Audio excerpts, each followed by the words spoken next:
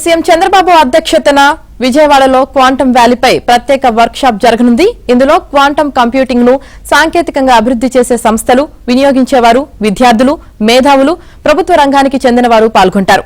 Quantum వ్యాలీపై declaration ను ప్రకటిస్తారు.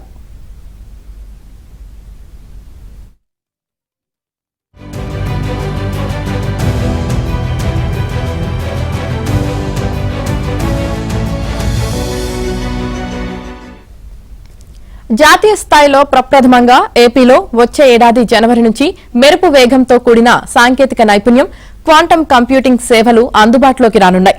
జనవరి నుంచి లక్షల మంది Amaravati quantum computing valley tech park నుంచి పనిచేసేందుకు ఆస్కారం ఉంది. ఈ వ్యాలీ ఏపీకే పరిమితం కాకుండా పలు రాష్ట్రాలు, ప్రాంతాలు, ప్రభుత్వ రంగ సంస్థలు వాడుకునే వీలుంది.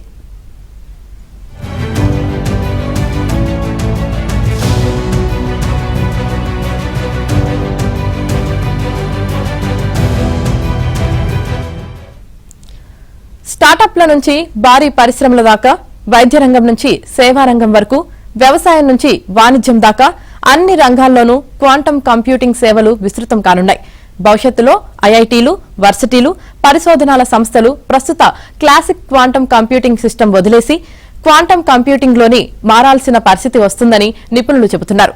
సాంకేతిక పరిజ్ఞానం వేగంగా మారుతున్న తరుణంలో ఇప్పటిదాకా క్లాసిక్ కంప్యూటింగ్ కోర్సులు చేసిన వారు, క్లాసిక్ కంప్యూటింగ్ పై ఆధారపడ్డ వారి భవిష్యత్తుకు ఏపీ ప్రభుత్వం ఎలాంటి భరోసా ఇస్తుందోనన్న ఆసక్తి సర్వత్రా నెలకొంది.